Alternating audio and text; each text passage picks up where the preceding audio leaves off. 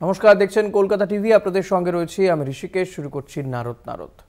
আর যে বিষয় নিয়ে আমরা আলোচনা করব, আমরা জানি যে অনুব্রত মণ্ডল তার জামিন হয়ে গিয়েছে, তবে এই মুহূর্তে তিনি তিহার জেল থেকে মুক্তি পাচ্ছেন না। প্রায় 2 বছর পর গরু পাচার মামলায় শর্ত সাপেক্ষে জামিন পেলেন অনুব্রত মণ্ডল। সিবিআইয়ের মামলায় শর্ত সাপেক্ষে অনুব্রতকে জামিন মঞ্জুর করেছে সুপ্রিম কোর্ট।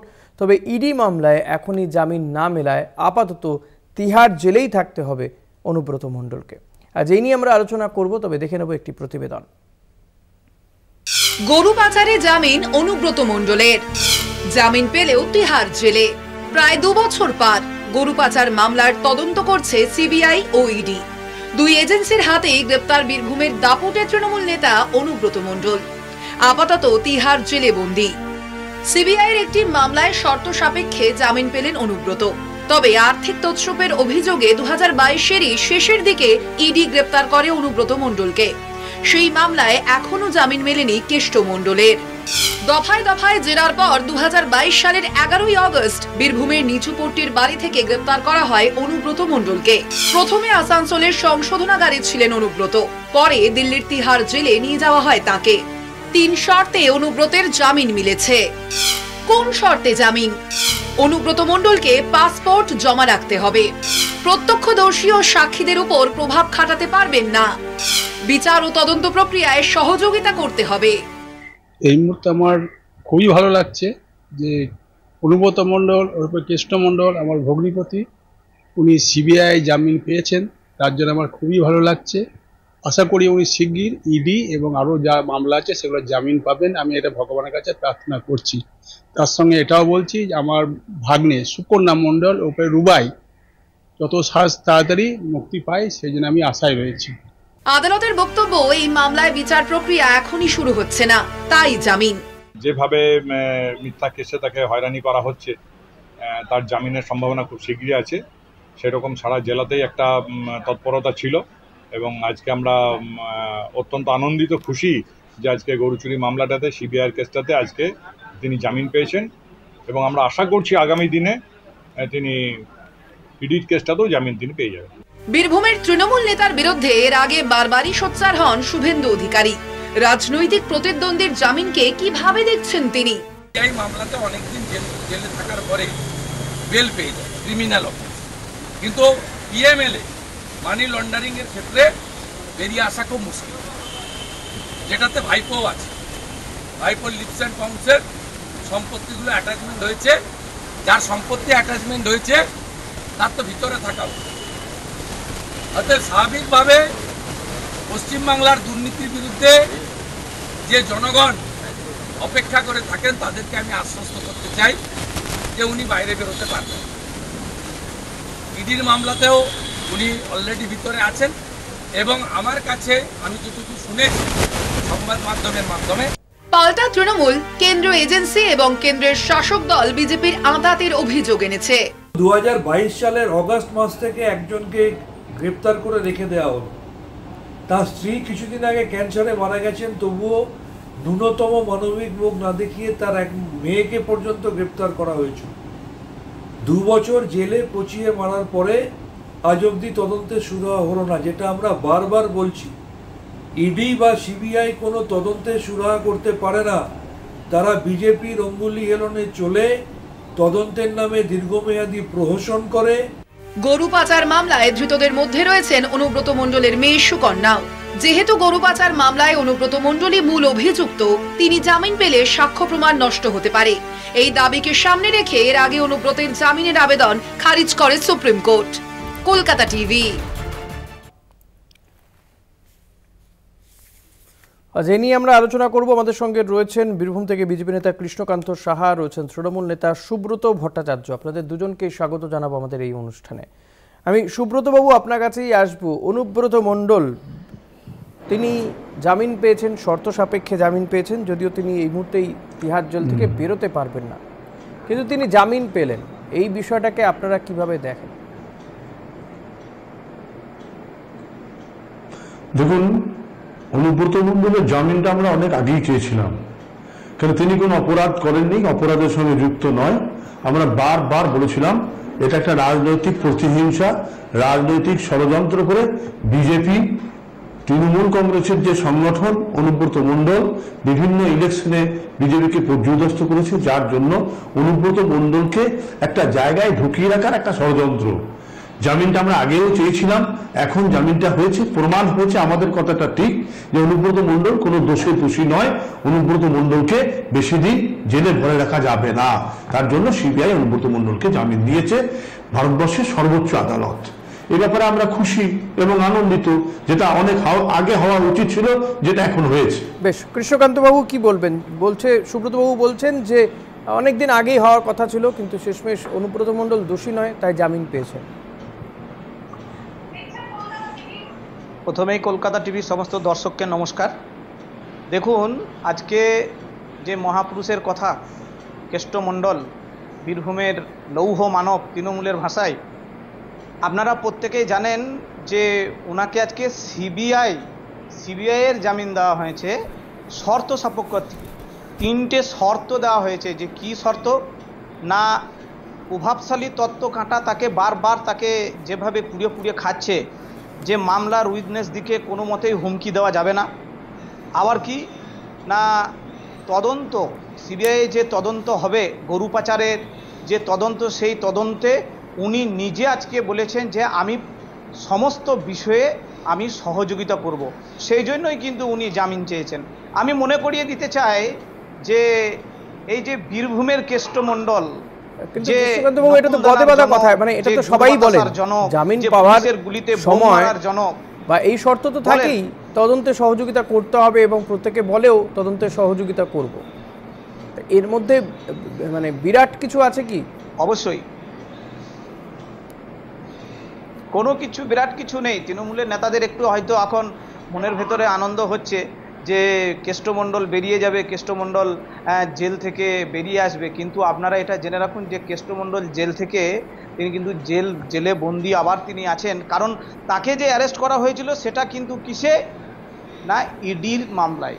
এটা আগে মানুষের কাছে ক্লিয়ার করা উচিত যে উনি যে জায়গায় যে জন্য উনি অ্যারেস্ট হয়েছেন, যে জন্য তিনি জেলবন্দি আছেন, সেটা কিন্তু কিসের জন্য না, সেটা কিন্তু আপনারা প্রত্যেকেই জানেন যে কি না, ইডি পিএমএল যে মামলা, সেই মামলায় কিন্তু উনি কিন্তু কি আছেন না, জেলবন্দি আছেন। আর সেটা কোনোদিনই সম্ভব নয় যে উনি জেল থেকে বেরিয়ে যাবেন। তদন্ত চলছে। আমরা সুপ্রিম কোর্টের ওপর পূর্ণ আস্থা ভারতবাসী হিসাবে আমরা, আপনি বলছেন সিবিআই মামলাতে জামিন পেয়ে গেলেও ইডি মামলাতে জামিন পাওয়া অতটা সহজ হবে না, আপনি এটাই বলতে চাইছেন, তাই তো?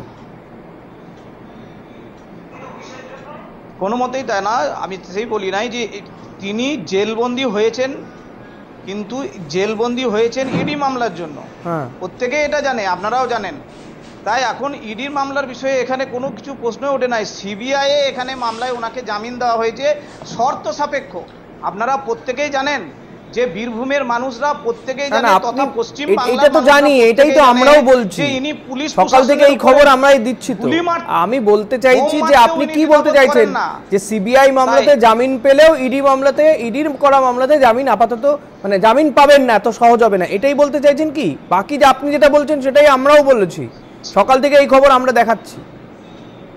সেটা সময়ে বলবে, সেটা বিচারাধীনের ব্যবস্থা, সেটা বিচারের উপর নির্ভর করে কি হবে। আপনারা যতটা কনফিডেন্সের সঙ্গে এর আগে বলতেন, সেই কনফিডেন্সটা কোথাও ল্যাক করছে বলে মনে হচ্ছে। সুব্রত বাবুর কি এমন কিছু মনে হচ্ছে? কোনো ভারতীয় জনতা পার্টি বিচার ব্যবস্থার প্রতি আস্থাশীল। অনুব্রত মণ্ডল কোনো দোষ করেননি, ব্যবস্থায় একদম ষড়যন্ত্রভাবে, রাজনৈতিক উদ্দেশ্য প্রণোদিতভাবে বিজেপি ওকে জেলে রাখার যে প্রক্রিয়াটা চালিয়ে গেছে।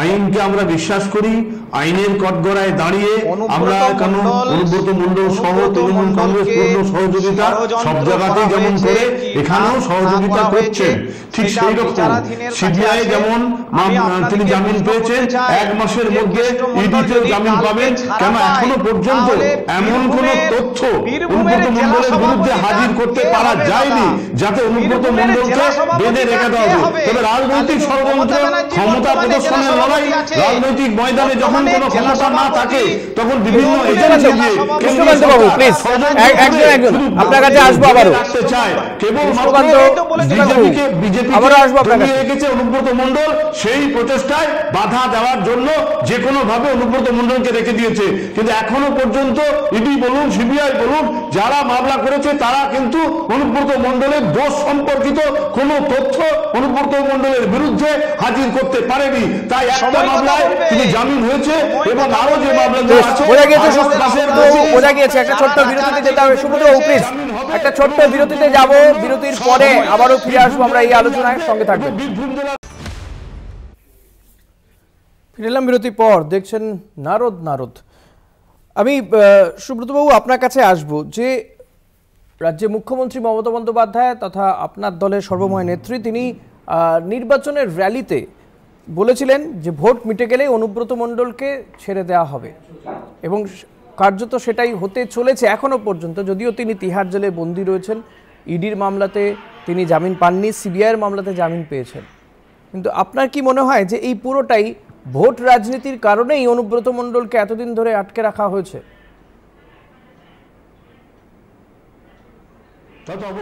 মমতা ব্যানার্জি শুধু এটাও বলেনি, ওকে বীরের মতো বের করে আনতে বলেছে জেল থেকে।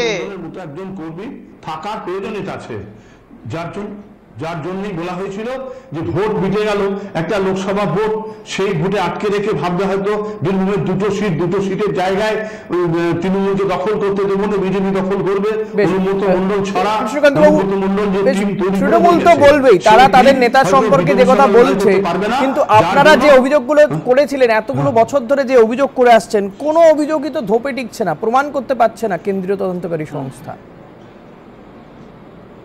প্রমাণ সময় হলেই হবে। আপনারাও মানে 2 বছর হয়ে গেল, 2 বছর হয়ে গেছে জেলবন্দি রয়েছেন অনুব্রত মণ্ডল, আইনজীবী পার্থ চ্যাটার্জি এতগুলো বছর হয়ে গেছে তিনিও জেলবন্দি রয়েছেন, সাজা কবে পাবেন? একটা শুনুন, গণতন্ত্র হত্যা কারা করছে? আমি আপনার কাছে প্রশ্ন করতে চাই। না প্রশ্ন আমি করব, আপনি নয়। প্রশ্ন আপনি করবেন না, আমি করব, আপনি উত্তর দেবেন। প্রশ্ন আমি করব কৃষ্ণকান্ত বাবু, প্রশ্ন আমি করব, আপনি নয়। আমার বক্তব্য গণতন্ত্র হত্যা, আপনি বলছেন গণতন্ত্র হত্যা করছে, কারা হত্যা করছে? এতগুলো বছর হয়ে গেল, তাহলে কেন যাদের বিরুদ্ধে সত্যি আপনারা বলছেন অভিযুক্ত তাদের প্রমাণ রয়েছে, 2 বছর হয়ে গেল অনুব্রত মণ্ডল জেলবন্দি, এখনো প্রমাণ করতে পারলো না কেন্দ্রীয় তদন্তকারী সংস্থা? এখনো শেষ প্রমাণ হয়নি। উনি যে জন্য জেলবন্দি হয়েছেন সেটার তদন্ত এখনো চলছে, তাই এটা নাচানাচির কোনো কারণ নেই। মমতা ব্যানার্জি তো বলেছিল যে বীরের মতো বের করে আনতে, তা তৃণমূলের নেতারা এখন একটু মিষ্টি মুখ কই করলো না, কই আবির খেললো না? কারণ তৃণমূলের একটা অংশ তারাও জানে যে কোনোদিনই কেষ্টমণ্ডল জেল থেকে বেরোবে না, আর উনি জেল থেকে বেরোনো মানে তৃণমূলের একটা অংশের প্রতি নির্মম অত্যাচার করা, সাধারণ মানুষের উপর অত্যাচার করা, পুলিশের গাড়িতে বোম মারা, আপনাদের একটা অংশ কি চাইছেন না অনুব্রত মণ্ডল বেরিয়ে আসুন? বীরের মতোই বেরিয়ে আসবে, বীরভূমের মানুষ তাকে বরণ করে নেবে। কৃষ্ণকান্ত বাবু আপনাদের দলের, কৃষ্ণকান্ত বাবু আপনাদের দলের ভেতরে খবর জানেন, আপনারা সবাই খুশি নন? আজকের দিনে একটু আবির কই খেললেন না? আগামী দিনে কৃষ্ণকান্ত বাবু আপনার দলের গোপন খবর জানেন যে আপনারা সবাই খুশি নন, করতে পারছে না, যার জন্য জামিন দিতে বাধ্য হচ্ছে। ষড়যন্ত্রের বলি এবং কোনো এখনো পর্যন্ত কোনো নথি অনুব্রত মণ্ডলের বিরুদ্ধে ওরা দিতে পারে নাই। বীরভূমের মানুষের প্রতি আস্থা অনুব্রত মণ্ডল, বীরভূমের উন্নয়নের প্রতি কৃষ্ণকান্ত বাবু বুঝতে পেরেছি, আপনার কথা বুঝতে পেরেছি, আমি আসবো আপনার কাছে। সুব্রত বাবু প্লিজ, প্রশ্ন সুব্রত বাবু, জামিন পাওয়া মানে কি যদি কেউ অভিযুক্ত থাকে তার অভিযোগ সমস্ত খারিজ হয়ে গেল, কেউ যদি জামিন পেয়ে যায় তার মানে কি তাই? শুনুন, আইন কথা বলবে না আপনি এটা বলুন না, জামিন পেয়ে যাওয়া মানে কি যার বিরুদ্ধে অভিযোগ তার অভিযোগগুলো খারিজ হয়ে যাচ্ছে? কেউ যদি জামিন পেয়ে যায় মামলা বন্ধ হয়ে যাবে? অভিযোগগুলো খারিজ হয়নি, অভিযোগগুলো প্রমাণ হওয়ার সময় আছে, সাক্ষী সাবুত হবে, সেই সাক্ষী একটাও খুঁজে পাওয়া যাবে না। কেন সত্যি কথা খুঁজে পাওয়া যাবে না কেন? কেন খুঁজে পাওয়া যাবে না? গায়েব করে দেবেন আপনারা? এই অভিযোগই তো করছেন কৃষ্ণকান্ত বাবু, সাক্ষী খুঁজে পাওয়া যাবে না কেন? না না না না, ওইটা অনেক রকম অভিযোগ করতে পারে অনুব্রত মণ্ডলের বিরুদ্ধে, সেই রকম কোন তথ্য নেই যে তথ্যের মাধ্যমে আগামী দিনে আইনের মাধ্যম দিয়ে অনুব্রত মণ্ডলকে শাস্তি দেওয়া যাবে। অনুব্রত মণ্ডল বীরভূমের মানুষের আবেগ, অনুব্রত মণ্ডল বীরভূমের মানুষকে সাথে নিয়ে বীরভূমের উন্নয়ন করেছে, বিজেপিকে নিঃশেষ করেছে। তাই বিজেপি অনুব্রত মণ্ডল বীরভূমের উন্নয়ন তো রাস্তায় দাঁড়িয়েছিল, আপনারা তো প্রত্যেকেই জানেন যে বীরভূমের উন্নয়ন রাস্তায় দাঁড়িয়েছিল।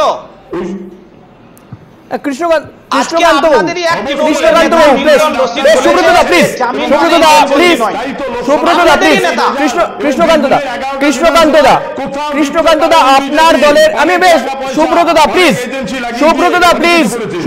প্লিজ, আমি কৃষ্ণদার কাছে আসবো। কৃষ্ণকান্ত দা, এই যে অনুব্রত মণ্ডলকে গ্রেপ্তার করা হয়েছে, তিনি জেলে রয়েছেন, কিন্তু তারপরেও তো দেখলাম আমরা বীরভূমে ভোট হলো, তৃণমূল কংগ্রেসই জিতলো, তৃণমূলের জয় জয়কার। আপনার দলের রাজ্য সভাপতি তিনি বলছেন, প্লিজ প্রশ্নটা করতে দিন, আসবো আপনার কাছেই, আসছি তো আমি। আপনার দলের রাজ্য সভাপতি বলছেন যে এই সিবিআই ইডি করে গ্রেপ্তার করে কিছু হবে না, সংগঠন মজবুত করতে হবে, তাই গ্রেপ্তার করো, অমুক নেতাকে গ্রেপ্তার করতে হবে, তুমুক নেতাকে গ্রেপ্তার করতে হবে, এই কথা বললে হবে না। আপনার দলের সংগঠনই নেই, আপনার রাজ্য সভাপতি বলছেন। আপনাদের কি মনে হয় যে সংগঠন নেই? আমার মনে হয় রাজ্য সভাপতি বলছেন। আমরা কে?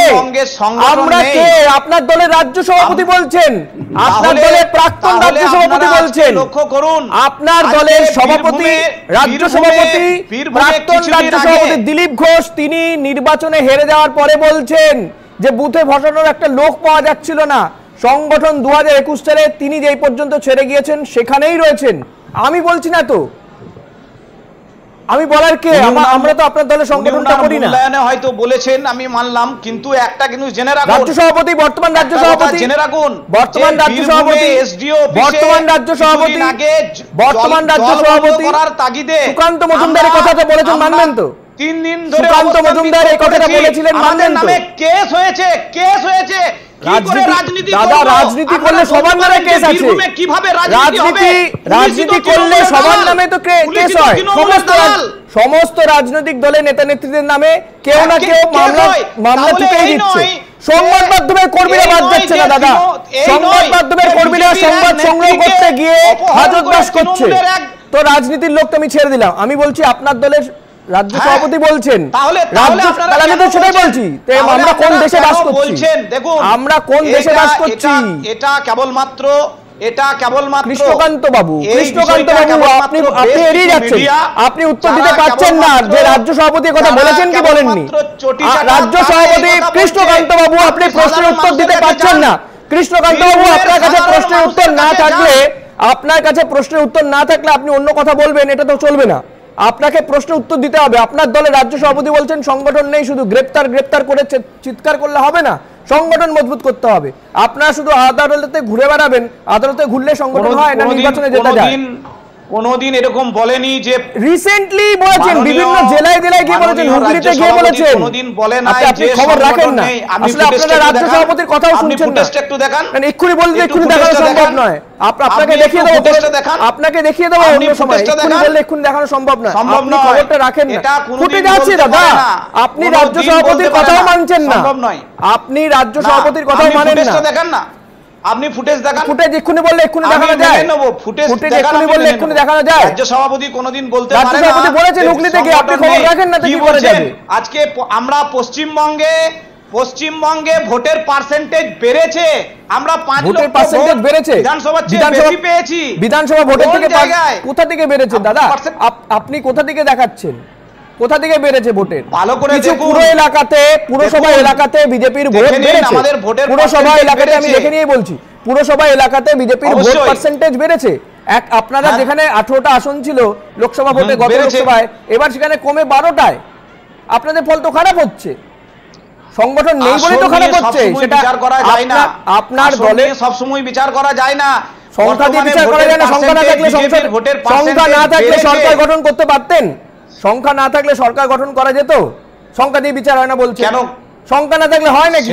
সেটা আপনারা অবশ্যই 30% ভোট পেয়ে 35% ভোট পেয়েও সরকার করেছেন আপনারা। কিন্তু আপনাদের তাহলে তাহলে শুধুমাত্র চিৎকার করে গেলে হবে কি? সংগঠন না থাকলে বেশ বুঝতে পেরেছি, আপনার কথা বোঝা গেছে। আপনাকে অনেকটা সময় দিয়েছি, আপনাকে অনেকটা সময় দিয়েছি। বীরভূমে লাস্ট নির্বাচনে আপনারা জয় করতে পারলেন। বলছি যে বীরভূমে যা সংগঠন আছে এক ডাকে 30,000 লোক জড়ো হয়। ভোট এক ডাকে ভোটটা কি পাইছে? তো বামেরাও বলে আমরা ব্রিগেড গড়িয়ে তুলছি, লোক জড়ো হচ্ছে, বামেরাও বলে। আপনারা কি করছেন তাহলে? ভোট বাক্সে তার কোথায় প্রভাব পড়ছে? সুব্রত দা, ওয়ান লাইন, শেষ করব অনুষ্ঠান। ভোট আপনি ভোটের কথা অনেক সময় দিয়েছি, কৃষ্ণকান্ত দা অনেক সময় দিয়েছি, কৃষ্ণকান্ত দা অনেক সময় দিয়েছি, প্লিজ অনুষ্ঠান শেষ করতে হবে। সুব্রত দা বলুন। আপনার কি মনে হয় অনুব্রত মণ্ডল কবে ছাড়া পেতে পারেন এবং এতে আপনার জেলা কতটা প্রভাব পড়তে পারে? শুনুন, আমার জেলা নয়, সারা পশ্চিমবাংলায় মমতা ব্যানার্জির নেতৃত্বে মানুষ গণতন্ত্র প্রিয়, গণতান্ত্রিক পদ্ধতিতে ভোট দেয়। বেশ, আজকে আর সময় নেই। কৃষ্ণকান্ত দা এবং সুব্রত দা, অনেক ধন্যবাদ আপনাদেরকে। আজকের মতো নারদ আমরা এখানেই শেষ করবো, আজকে আর সময় নেই। অন্যান্য খবরের জন্য দেখতে থাকুন কলকাতা টিভি রাত দিন 7 দিন।